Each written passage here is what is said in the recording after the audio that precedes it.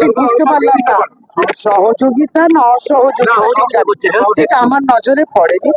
আমি এই সরকারি প্রতিনিধি হিসেবে আজকে সরকার পক্ষ থেকে, এখানে কোনো দলীয় বিষয় নেই, এখানে যারা আসছেন কোন দল কাকে ভোট দেন দেখি না, ফলে এটাই তফাৎ। ওই হেল্প ডেস্ক নয়, এই যে হেল্প ডেস্ক আছে যেটাকে বলে আমাদের পাড়া আমাদের সমাধান, তাতে সব দল মত ধর্ম জাতি ভাষা নির্বিশেষে কাজ হবে না। আসলে ওরা এমনও তো হতে পারে যাদের হেল্প ডেস্কের মাধ্যমে তারা নতুন মেম্বারশিপ সংগ্রহ করছে, আমি তো জানি না, আমি গিয়ে দেখিনি ওরা কি কাজ করছে।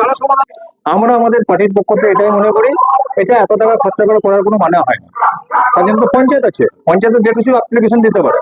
এগুলো ঘটা করে করা মানে সরকারের কিছু টাকা তজব করা।